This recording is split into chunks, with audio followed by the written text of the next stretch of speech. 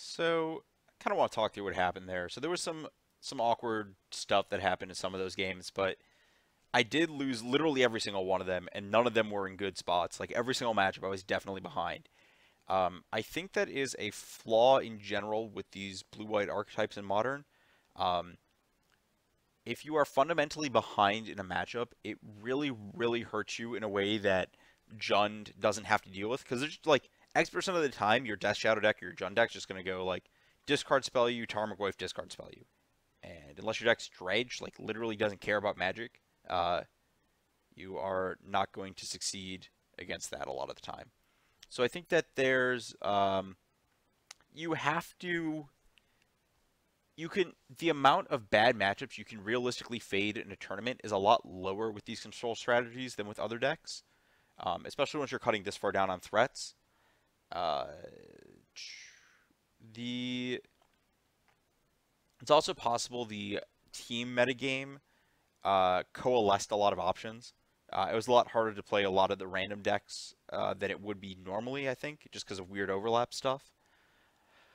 A bunch of Ghost Quarters was not. It was actually like actively harmful, so I was not a huge fan of four of that. I would change that up. Um, Spreading Seas was not particularly good, but it might have been just the set of decks I played against. Uh, Extremely large number of condemns. I feel like there's like I think adding a third color does make your mana better, like I was saying.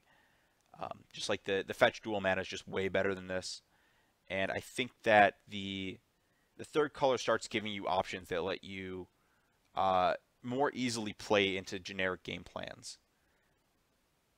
Let's see what else.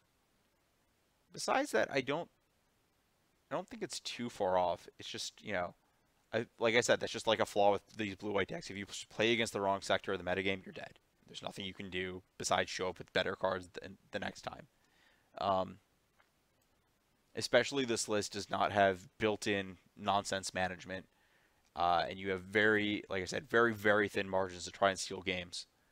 And I don't think that uh, it's. I don't want to say it's not doable, but I think that that kind of play is.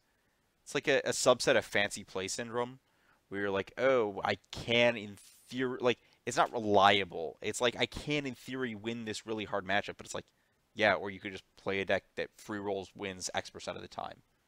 Um, After looking at the results of the modern PTQ this weekend, I think that this deck needs to change a lot. There were multiple dredge decks in the top eight, a storm deck, and I don't know how this list beats those um, in the long term.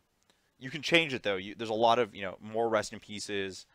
Um, there's a lot of ways you can easily shift it to beat those, but you have to make the shifts. So I think Greg made a good call for a heavy, like probably about 25% of the matches he played would have had to be against Death Shadow.